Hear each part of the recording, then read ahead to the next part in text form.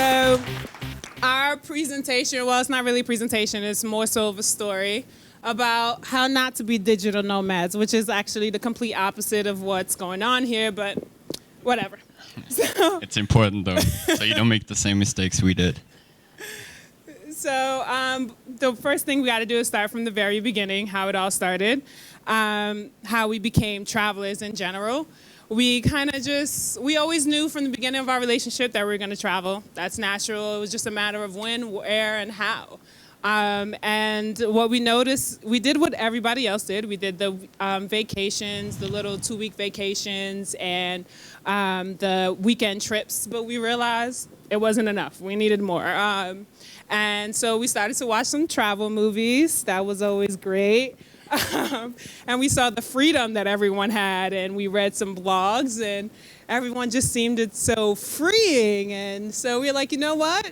We're going to try this long-term business. Yeah. So we decided, you know what? We're going to be long-term travelers, right? Yeah. So for 2 years, or the next 2 years, we saved up about $17,000 together on our minimum paid jobs, and said, fuck it, we just gonna go, and sold everything we had. Like, we didn't have anything left behind, quit our jobs, and just went out there, Straight out of college. Yeah. And we got off, and we were on to our first destination, which was Washington, D.C. We look so young in this picture. So we were loving it. We were enjoying it.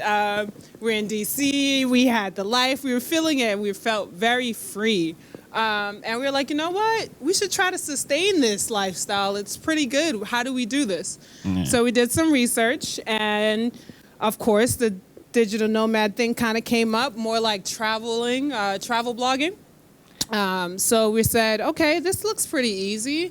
Everyone just seemed to be doing this kind of thing, nice little beach picture. And, like the dream, had it earlier.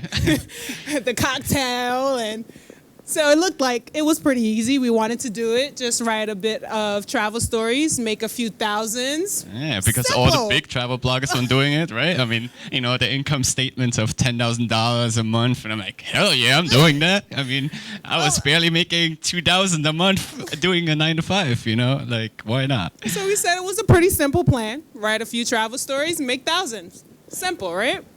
So that was how Road Affair, our blog, came about. We became travel writers for our blog called Road Affair. And so 2 months in, we're into this whole digital nomad lifestyle. And we decided we don't want to do it anymore. It was not as easy as we thought it would be. The $10,000 that they were making, we didn't see a dime of reach it. It was getting very difficult. We had to post on social media all the time and had to do it at specific times to make it work. That's not something we were into. We didn't like it at all. It required way too much energy. It's like, you need to sit down and do this at this time. And I'm like, wait, isn't this the same thing I was trying to run away from? Like, why are you telling me to do this? Like, we were working a 9 to 5 job on the road. It was weird. It was very weird. And to clarify, from the very beginning, we knew that we wanted to be nomads. We were nomads first and not digital. So we said, we're going to kick it aside, and we're just going to be nomads, Forget the digital thing. Let's just be nomads, all right? And we did just that. We traveled. We got to hitchhike a couple of places. We couch surfed on a private island in Panama, which was super cool. We did snorkeling. We did some pretty amazing stuff. Hiked the active volcano, and we really enjoyed it, for sure, a lot of it. And we were in no way trying to stop it. But as you can see, we have this pattern going where we kind of just like to stop doing things and do new things. So once you go nomad, you never go back, right? But anyways, so we decided we're not gonna be nomads anymore. We're just gonna. Well, it was like after traveling for like 6 months or so. Like we were in Latin America, went all the way down to Colombia, and we were moving every 3 days or so. We burned out. Like we totally didn't like feel like doing it anymore. Like everything seemed the same. That nice, beautiful waterfall that you saw looked like the one that you just saw, and it's like, we didn't feel like we felt in the beginning. Yeah, the excitement wasn't there anymore, and then also the constant moving, like 2 to 3 days, took a toll on our health. And it was really bad for us. Eating all this street food out there, and and it was like no greens anywhere. It was just meat, more meat, and cheap stuff. So it wasn't good at all. And our health was taking a toll. So we decided we're gonna go back to the States and try to rejuvenate our body and get back into the mojo of doing things. After about maybe 3 days of planning and discussing, we decided to go to Florida. Yeah, I mean, Florida seemed like a cool plan at the time. We were like, oh, Florida seems cool. It's nice and warm. It's kind of like what we like. We like the tropics and all that. And it was a cool place to travel from. It was like, you had Miami, Fort Lauderdale right there. You could fly to the Caribbean and everything. It was nice. Like, and if we wanted to go back, Central America was right there for us too. So we're like, oh, let's do it. Let's go to Florida. Like, we never been there before, so I guess we didn't go back, but kind of back, I guess. We went back.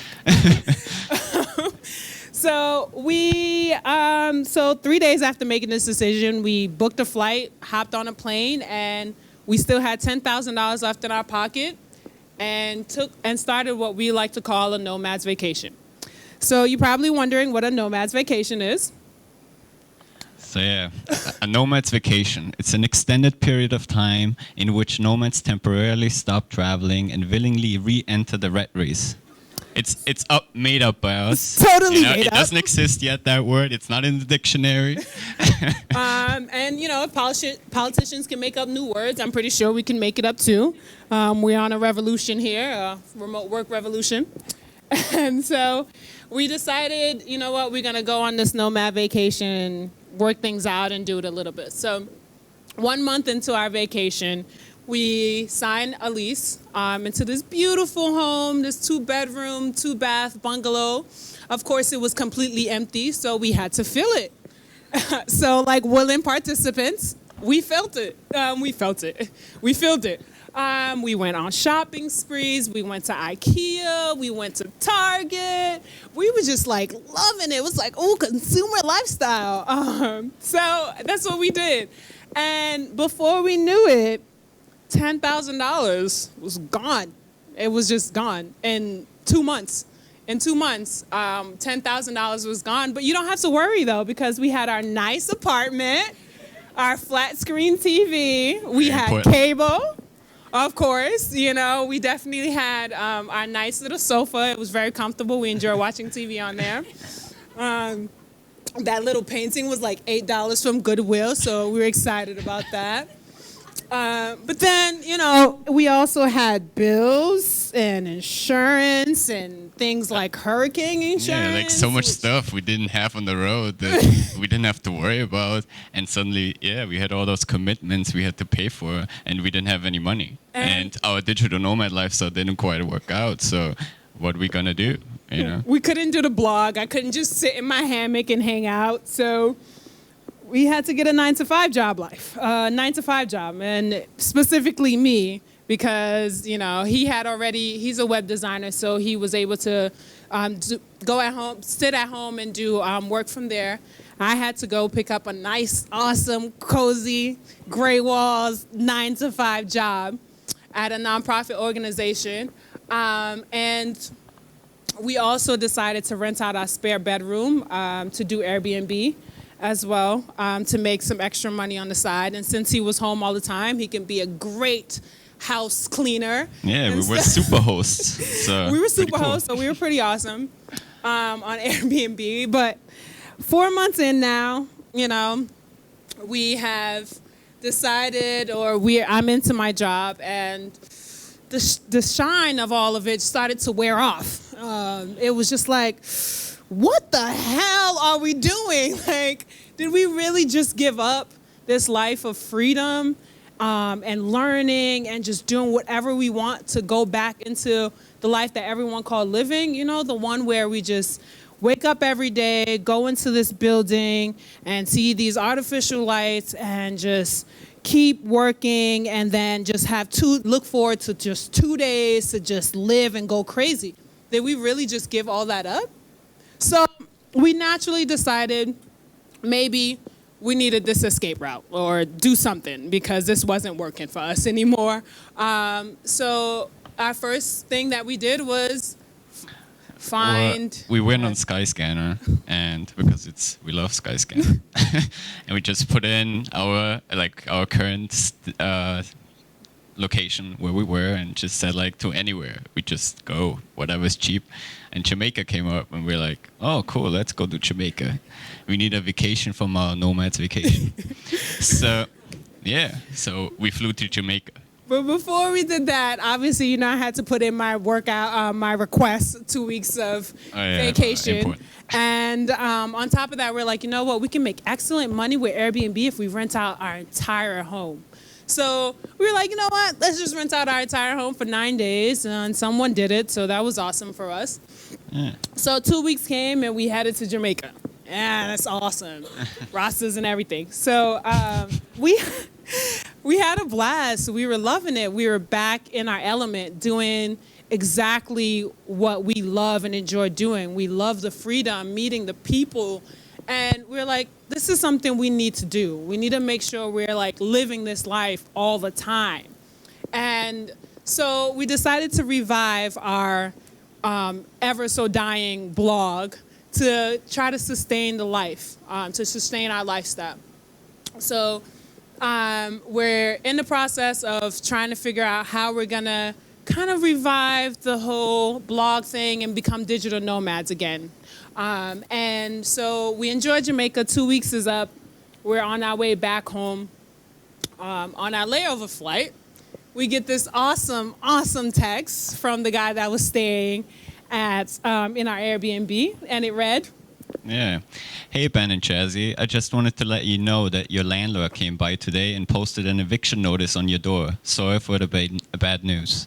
So, I don't know. Like, okay. So I was like, no, this is not real. I'm like, oh, this guy must be joking because I didn't get anything from my landlord. That doesn't make sense, you know? So I'm like, send us proof, please. And of course, he did that. We got this beautiful picture of an eviction notice with my full name and everything on it. And 2 seconds later, of course, a voicemail message icon, pop up. And it's from our lovely landlord. He's like, hey, Ben, so I found out about your bed and breakfast thing. So since you did that, you violated the lease and you need to move out in 7 days. What? In Florida, you only have 7 days. I mean, what the fuck? I'm sorry. Is this humanely possible to move everything in 7 days? Like I don't understand this. But you know, just to keep my emotions a little, you know, G-rated, I kind of decided to show it to you guys via emoji because I curse a lot and so let's just do it like this. So my emotion kind of went like this, you know, and then a little bit like this, and then a little bit like, you know, like this. And I was like, you know what? let's quit at this because that's all I can, like, I just couldn't get my emotions down. I was screaming, kicking, and like not trying to understand what was happening. We just literally finished spending the day, like the vacation of our lifetime. And we come home to this nonsense talking about we need to leave. It doesn't make sense. And I'm like, you know what? I'm going to call the landlord and try to talk to him. He's like, no, you got to go. We don't trust you because of this. I don't care. You have 7 days, move out. We're like, what? So I'm screaming, I'm kicking and screaming. The worst part was that my family was supposed to come the following week to come visit, and his parents the following month. So I'm screaming, jumping around, and like crying, and this is Ben. I'm like, what the hell is happening? Like, why are you so calm? And I just said, shit happens. We're gonna get out of it, you know? And I'm like, wait, I'm like, you're going to get out. I'm like, maybe that was the right answer for him. That was great. But I'm like, you're not human. Human people don't react like this. Shit is going down. We need to, like, go crazy, right? So I'm going nuts and I'm trying to figure out life. And so luckily for us, we were able to, 7 days had passed and we were actually able to sell everything in 7 days, all of the things that we bought. And actually we were able to sell it with the help of Craigslist. And since America has such a great consumer lifestyle, it was very quick. And we were able to make exactly the same amount of money that we actually bought it for, which was nice, or if not more. And we were able to make that money back. And with the help with the couch surfing community, we were able to find a place very quickly to rent on a monthly basis. So we were pretty awesome about it. We were very excited that we actually got to get out of this same lifestyle. So I guess it was that we realized later on that we were given a gift. This was exactly what we wanted 4 months ago. This is what we wanted, to get out of our lease and just start traveling again. So after that, we just had one more thing to do. We had to sell our car. Right, so we had to. In Florida, you need a car because you don't want to drive the bus. You literally can't get around anywhere in Florida without a car. So we just had to try to sell our car, and we was like, oh, let's try to break even and sell it exactly for what we were gonna sell it for. And then Ben was taking me to work one day, and then this happened. We get into a car accident. We were fine, but our beater wants to scream something else different. It's just no, this is not happening. It was as if the universe was saying, listen, I'm trying to help you here. You're taking too long. Let me help you. So just total our car. We couldn't do anything with it. But it was great because that was our last true possession that was actually keeping us in the States and helping us. So we literally got this one-way ticket out of our self-created misery, which was awesome. And we were super excited. And what made it even better was that we actually got $30 tickets to Guatemala the following day that we actually found. So it was kind of this is all, shit happens and for good everything reason. Aligned, shit happened for a reason. And, so we ended our nomad's vacation, right? And never to go back, never to do this again. And we were really proud of ourselves as far as we got, We were good riddance, American dream. Hello world, we're gonna be here on you forever. And it was awesome. We loved it, and we're very happy about that. All that shit went down, but obviously it led to good things. And like I said, we were on the road, never to do it again. So we thought, we actually did it again. In the words of Britney Spears, oops, we did it again. So this time it was a little different. At least we like to try to tell ourselves this. It was a little different. It was a little bit different. Come on. This time around, we didn't move every 3 days. We learned that we need to stay in a place longer. Otherwise, we can't blog because, it just doesn't work. So, we stayed in places for longer and continued our blog and everything. But, 3-4 months in again, health-wise, I didn't feel too well. And we just needed something else, And we were thinking, what are we going to do now? We need to go somewhere. And we went to Salzburg, Austria, which is where I'm from. And so we did. Just left it behind again and went to Salzburg. In Salzburg, this time around, we didn't rent the place. We subletted the place. So we didn't buy any new furniture. We didn't buy any new furniture. So we definitely learned a lot from the first time around. But the money was still running out and we were still not really making money as digital nomads. So we needed to get a 9-to-5.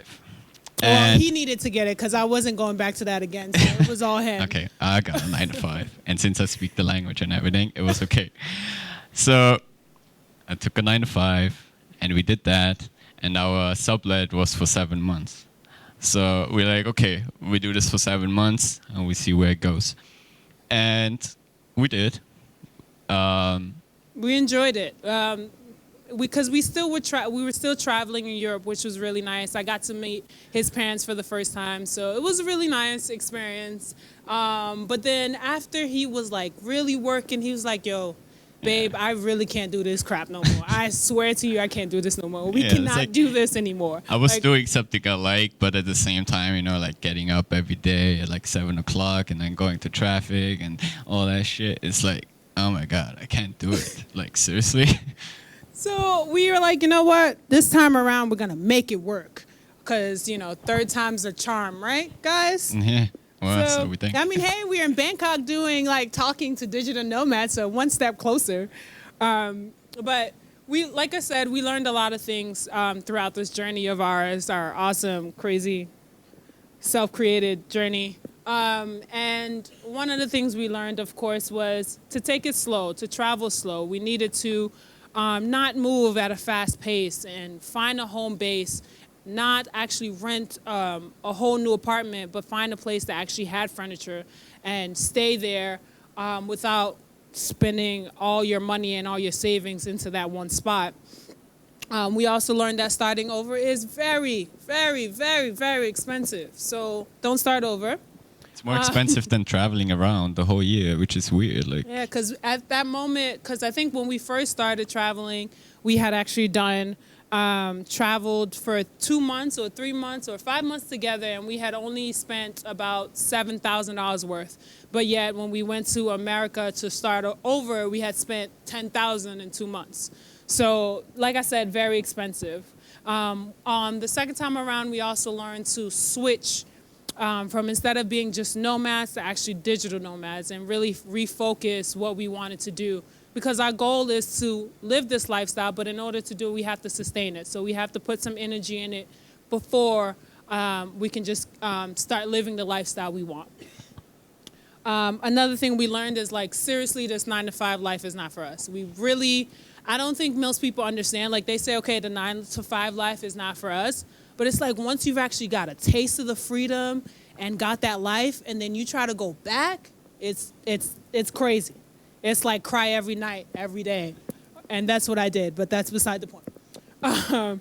But so anyways, the point, just to bring everything together, is just more like how to avoid doing the same mistake we did. And I think one of the most important things was like building a community or have a community to talk to kind of help you not go through all of that again. Just reach out to somebody, be like, hey, Kit, listen, this isn't working for me. Can you kind of help me out? Like, I don't want to, burn out after 2 years or a few months. So definitely finding that community with you to kind of help you throughout that process. You want to reevaluate, you want to slow down, you want to reach out. Those are the things you really want to focus on, because it may seem like it's a path by yourself. You want to do this journey by yourself, but I really think that having a community behind you, with you, can kind of change that and make sure that you succeed along the way. Because, I have a philosophy that I enjoy and very love. It's called Ubuntu. And it means in order for me to succeed, I have to help my fellow person to succeed. So reaching out and doing this community, we need to kind of help each other to succeed, not just because I want to make money, but, if this person can do it, we can do it, and we can start this whole revolution together. So definitely is one of the things I wanted to say. Yeah. And that's really the end of the story. We did it again, like the real end, like for real. For real. And maybe, For real. hopefully it's the real end because, hopefully when we go to Antarctica, we're not telling the same story. Yeah. Well, we see. We see. No, joke. And that's it. Thank you, guys.